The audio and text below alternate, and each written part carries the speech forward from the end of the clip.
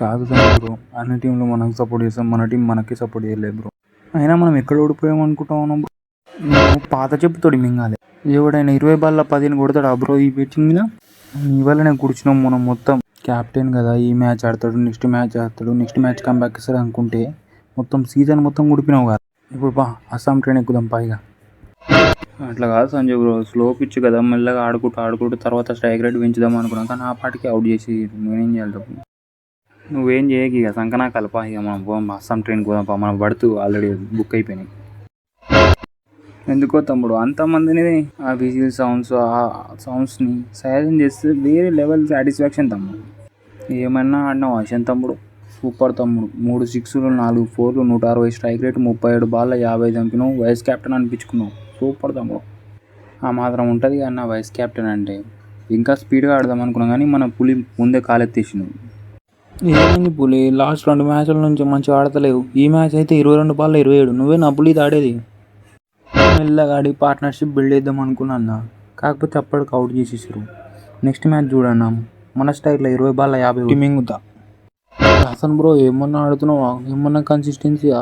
ప్రతి match 30 place కొడుతున్నావు, కాటరమ్మ కొడుకు అని నిలిపించుకుంటున్నావు. ఈ మ్యాచ్లో అయితే 27 బాల్ల 48, 200 పైగా స్ట్రైక్ రేట్లు, 3 సిక్స్లు 4 4లు. Super batting.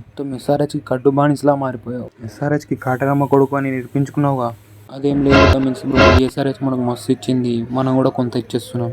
నాతో పాటు ఇషాన్ బ్రో, నితీష్ కుమార్ రెడ్డి మంచిగా ఆడారు కొంచెం, అందుకే ఈజీగా టార్గెట్ చేసేసినాం కమిన్స్ బ్రో. సంజు అన్న, ఇప్పుడు మనకేమైనా ఛాన్స్ ఉందా ప్లే ఆఫ్స్కి పోయేది? ఉంది తమ్ముడు, కానీ దేవుని మీద భారం వేయాలి. ఫస్ట్ పంజాబ్ మ్యాచ్ ఓడిపోవాలి, నెక్స్ట్ ఆర్ఆర్ మ్యాచ్ ఓడిపోవాలి. డీసీ రన్ రేట్ బాగాలేదు కాబట్టి దాంతో సంబంధం లేదు మనకు.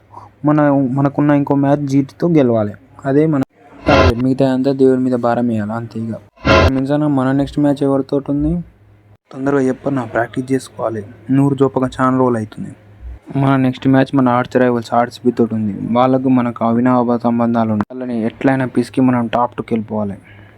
మన ఉప్పల్లోనే మ్యాచ్ ఫ్లాట్ పిచ్ తయారు చేసి వాళ్ళకు బిర్యానీ దెబ్బ ఎట్లుంటుందో చూపించాలి.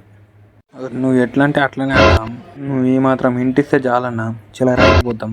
నీ తమ్ముడు ఏం బౌలింగ్ చేస్తున్నావు తమ్ముడు? 2 ఓవర్లో 40. నువ్వు మంచిగా ఇస్తావు అని ఫస్ట్ ఓవర్ ఇస్తే ఫస్ట్ ఓవర్లో 17 రన్లు ఇచ్చినావు. ఏం తమ్ముడు? ఇంకా నెక్స్ట్ నుంచి అయినా మంచిగా కంబ్యాక్. అప్పుడప్పుడు అట్లాంటి అయితేనే ఉంటాయి అన్న. Next match comeback ఇచ్చేద్దాంలే.